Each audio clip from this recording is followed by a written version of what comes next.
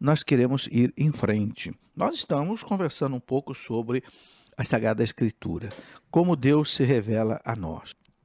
Conversamos um pouco sobre isso e eu quero continuar hoje falando. É preciso que a gente entenda que os evangelhos, antes deles serem escritos, eles foram pregados durante 20, 30 anos pelos apóstolos. E daí surgiu uma tradição oral. Aquilo que o Senhor Jesus disse e fez, os apóstolos, depois da sua ascensão ao céu, eles transmitiram aos seus ouvintes com aquela compreensão assim mais perfeita de que eles agora gozavam, sobretudo por terem recebido o Espírito Santo da verdade. E depois, com o tempo, quando a igreja foi crescendo, foi se espalhando pelo mundo, de Jerusalém foi para Roma, foi para a Espanha, foi para o Oriente, então aí os apóstolos começaram a sentir a necessidade de escrever. Então os autores sagrados escreveram os 4 evangelhos, escolhendo certas coisas das muitas que foram transmitidas ou oralmente ou já por escrito. Assim, sintetizando aqui tudo que Jesus pregou, tudo que Jesus fez. E a igreja, como eu já disse, ela não abre mão de dizer que os evangelhos são históricos. Quem de fato escreveu cada um dos 4 evangelhos foi Mateus, Marcos, Lucas e São João. Não foram comunidades a posteriori, não foram outras pessoas, foram eles, testemunhas oculares, especialmente Mateus e João, que foram evangelistas, foram apóstolos. Lucas e Marcos não foram apóstolos, mas eles ouviram tudo aquilo que Jesus ensinou dos apóstolos, apenas escreveram. Então a igreja diz aqui, o catecismo diz aqui, que os 4 evangelhos ocupam na igreja um lugar único e que merece uma veneração. Existe uma unidade entre o Antigo Testamento e o Novo Testamento, como nós já dissemos. Tudo isso reflete para nós aquilo que é a revelação de Deus. Então a igreja, diz o documento Dei Verbum do Concílio Vaticano II, a igreja exorta com veemência e de modo peculiar todos os fiéis cristãos a que, pela frequente leitura das Divinas Escrituras, aprendam a eminente ciência de Jesus Cristo. Como dizia o grande São Jerônimo, aquele que traduziu a Bíblia do hebraico e do grego para o latim, lá no século IV, São Jerônimo dizia: ignorar as Escrituras é ignorar Cristo. Quem não conhece as Escrituras, quem não conhece os Evangelhos, não conhece Jesus Cristo. Tá bem? Então, resumidamente, eu queria dizer para você o seguinte: toda a Escritura divina é um único livro. E este livro único, na verdade, ele é o próprio Jesus Cristo, porque as Escrituras falam dele. Toda a Escritura divina fala de Cristo e toda a Escritura se cumpre em Jesus Cristo, ok? Estas Sagradas Escrituras, que nós chamamos de Bíblia, contêm a palavra de Deus e, por serem inspiradas, são verdadeiramente palavra de Deus, palavra de homem, né? Deus é o autor da Sagrada Escritura, porque ele inspirou os seus autores humanos, agiu neles e por meio deles. Então fornece assim a garantia de seus escritos serem sem erro e ensinarem para nós a verdade que salva, a verdade que salva. Jesus disse: a verdade vos libertará. E a interpretação das escrituras inspiradas deve, antes de tudo, estar atenta àquilo que Deus quer revelar por intermédio desses autores sagrados, né? Tudo para a nossa salvação. O que vem do Espírito Santo só é plenamente entendido também pela ação do Espírito Santo.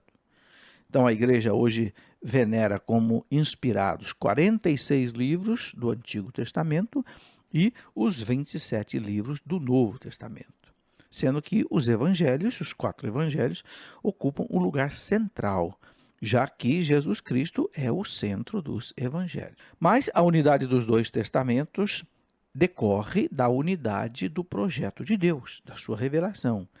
O Antigo Testamento prepara o Novo, como nós já explicamos, ao mesmo tempo que este último cumpre o Antigo, o Novo cumpre o Antigo. O Antigo preparou o Novo cumpriu o Antigo. E os dois se iluminam reciprocamente, os dois são assim verdadeira palavra de Deus.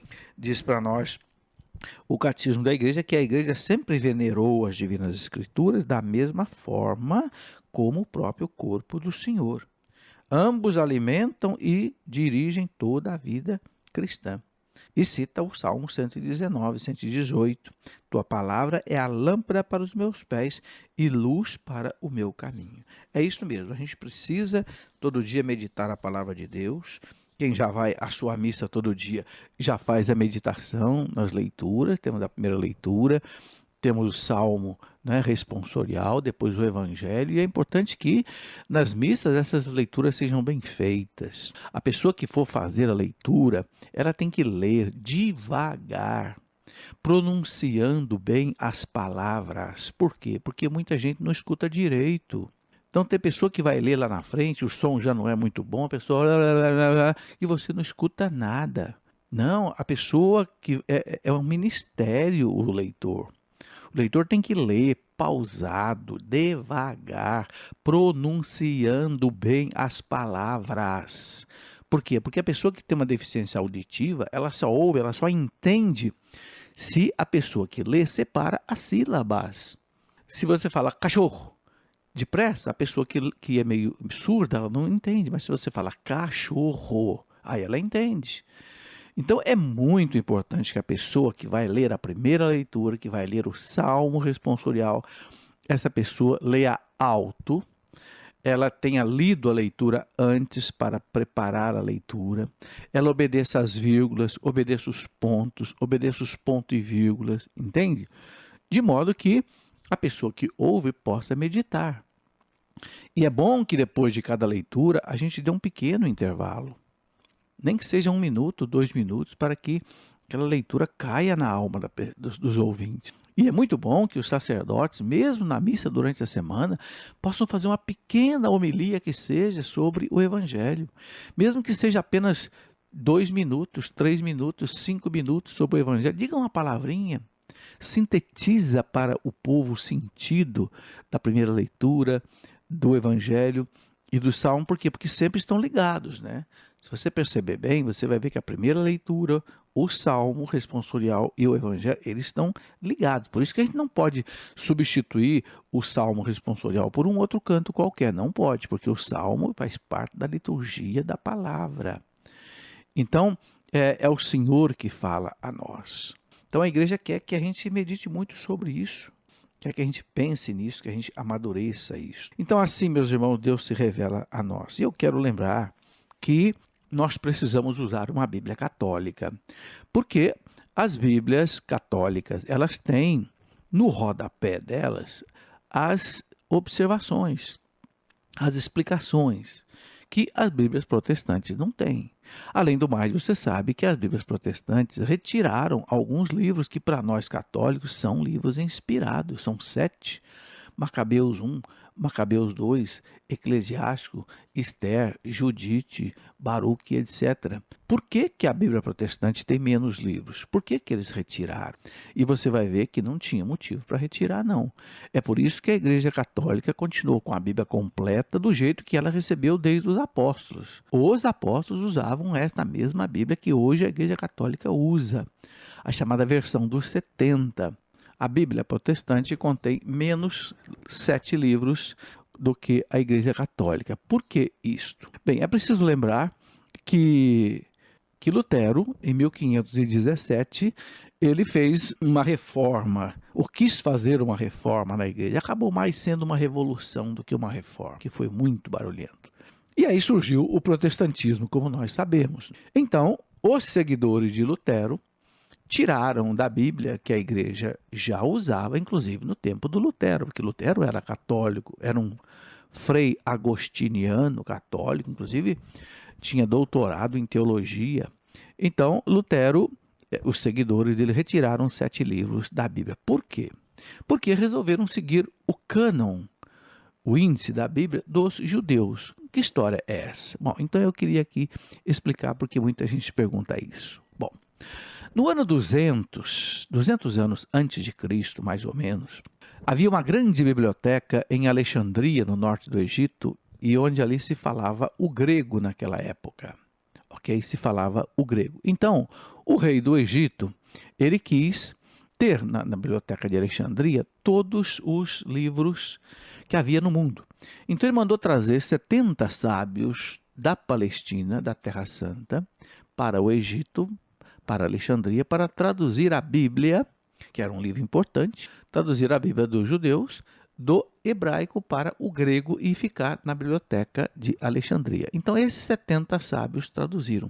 Daí surgiu a versão que recebe o nome de versão dos 70, porque foram 70 sábios que traduziram. E eles traduziram a Bíblia completa, o Antigo Testamento completo, conforme nós temos hoje, com todos os livros completos. A igreja usou esses livros completos do Antigo Testamento sempre, até o tempo de Lutero e até hoje. Bem, quando começaram a surgir os evangelhos e os escritos católicos no primeiro século, então os judeus não católicos, os rabinos judeus fizeram um sínodo na Palestina, numa cidade chamada Jânia, às margens do mar Mediterrâneo, para eles definirem qual seria a Bíblia judaica, já que estava surgindo outros livros cristãos, né? E esses rabinos judeus, eles fixaram 4 critérios para fixar a Bíblia judaica. Os critérios eram critérios nacionalistas, não eram muito critérios espirituais. Quais eram esses 4 critérios? Primeiro critério que eles fixaram: na Bíblia só podia ter livros que fossem escritos em hebraico, nem aramaico podia. Bom, então aí eles já excluíram vários livros que estavam na versão dos 70, porque foram livros escritos em grego, tipo o Eclesiástico, tipo o Macabeus 1, o Macabeus 2, né, etc. Então já tiraram alguns. Mas veja, isso não é um critério religioso, isso é um critério nacionalista. Segundo, eles só aceitavam na Bíblia os livros que tivessem escritos até a volta do exílio, quando Israel voltou da Babilônia para o exílio por volta do ano 537 a.C. Não aceitaram os livros que foram escritos depois. Ora, Macabeus 1, Macabeus 2, Eclesiástico foram escritos depois, então retiraram da Bíblia. Depois eles também fixaram um critério que o livro tinha que ser escrito na Terra Santa. Se o livro fosse escrito fora da Terra Santa, tinha que tirar. A gente sabe que alguns livros foram escritos fora da Terra Santa, foram escritos na Babilônia. O profeta, né, Ezequiel escreveu na Babilônia, então alguns livros, algumas partes foram retiradas. Algumas partes, por exemplo, do livro de Baruque foram retirados, de Esther, etc. Bom, depois, um último critério é que os livros deviam estar de acordo com a Torá. A Torá era o chamado Pentateuco para os judeus, os 5 primeiros livros da Bíblia. Se não tivesse de acordo com eles, também deveria ser retirado. Bom, então são critérios que não têm uma orientação espiritual, mas uma orientação nacionalista. A Igreja Católica, no começo, no primeiro século, os apóstolos não seguiram esse cânon judaico, seguiram a versão dos 70 completa, entende? Bem, quando Lutero fez a reforma protestante, ele, brigado com a igreja, ele abandonou, ou ele, dizem que não foi ele, dizem que foram seus sucessores, abandonaram a versão dos 70 que a igreja continuou servindo e passaram a usar a Bíblia dos judeus, o cânon dos judeus. Por isso, os protestantes ficaram com 7 livros a menos, que eles consideram livros apócrifos, mas que a igreja considera como sendo livros não apócrifos, livros realmente inspirados pelo Espírito Santo. Eu gostaria de rapidamente mostrar a você quais são os livros e relacionando esses livros com a história do povo judeu, porque você sabe que os livros da Bíblia têm a ver com o povo judeu. Então, desde as origens do povo judeu até o tempo dos reis, nós temos 7 livros: Gênesis, Êxodo, Levítico, Números, Deuteronômio, Josué e Juízes. Depois do tempo dos reis de Israel até o tempo do exílio, mais ou menos 580 a.C., que o povo foi para o exílio da Babilônia, então nós temos os livros de Ruth, Samuel 1, Samuel 2, Reis 1, Reis 2, Crônicas 1 e Crônicas 2. Foram livros escritos nesse período aí do tempo dos reis, Salomão, Davi, etc., até o tempo da volta do exílio, mais ou menos lá do ano 1000 até o ano 580 a.C., mais ou menos. Depois, Livros que contam a história depois do exílio da Babilônia, quando eles voltaram do exílio. Então nós temos Esdras, Neemias, Tobias, Judite, Esther, Macabeus 1 e Macabeus 2. É por isso que esses livros não tem na Bíblia protestante, porque foram escritos depois do exílio da Babilônia. Também os livros sapienciais, livros de oração dos judeus, que foram escritos em muitas épocas, né? O livro de Jó, o livro dos Salmos, o livro dos Provérbios, o Eclesiastes, o Cântico dos Cânticos, o Eclesiástico, que também era chamado de Siraque, e o livro da Sabedoria. Depois temos os profetas chamados maiores, né? São 6 livros: Isaías, Jeremias, Lamentações, Baruque, Ezequiel e Daniel. Os profetas menores, que são 12, que sejam menores em importância, que eles escreveram menos. Então nós temos aí os 12 profetas menores: Oséias, Joel, Amós, Abidias, Jonas, Miqueias, Naum, Abacuque, Sofonias, Ageu, Zacarias e Malaquias. Depois temos o Novo Testamento, com os livros que a gente já conhece, os 4 evangelhos. Temos as 14 cartas de São Paulo e temos depois mais 8 cartas dos outros apóstolos: São Tiago, São Pedro, São João, São Judas e o livro do Apocalipse. Então aí você tem uma visão assim rápida da Sagrada Escritura, dos seus livros, e por que essa questão que o livro dos protestantes, a Bíblia dos protestantes, tem menos livros do que a Bíblia católica.